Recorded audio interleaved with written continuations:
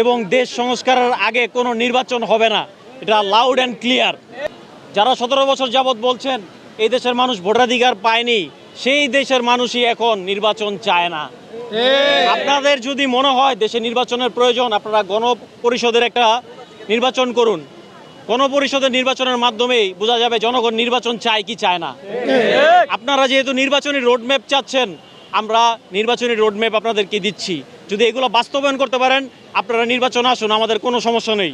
আমাদের রোডম্যাপ হচ্ছে, সর্বপ্রথম আমরা চাই জুলাই আন্দোলনের হত্যার বিচার, সংবিধান সংস্কার, বিচার ব্যবস্থার সংস্কার, শিক্ষা ব্যবস্থার সংস্কার, ব্যাংকিং খাত সংস্কার, আইন শৃঙ্খলা সংস্কার, দেশের বাণিজ্য সংস্কার, রোহিঙ্গা সমস্যার সমাধান সংস্কার, সরকারি নিয়োগ ব্যবস্থার সংস্কার, সামাজিক ব্যবস্থার সংস্কার, পার্বত্য বিশৃঙ্খলা সংস্কার, ঘরবাড়ি রাস্তাঘাট সংস্কার, জাতীয় রাজনৈতিক নেতাদের সংস্কার, নির্বাচন ব্যবস্থার সংস্কার, স্থানীয় সরকার নির্বাচন, তারপরে আমরা চাই নির্বাচন। যারা আমাদেরকে বলছেন যে ভয় দেখাতে পারবেন, খুনি হাসিনাই আমাদেরকে কোনো ভয় দেখাতে পারেননি।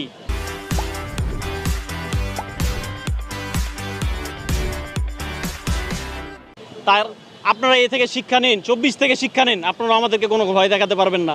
ডক্টর ইউনূসের উদ্দেশ্যে একটা কথা বলতে চাই।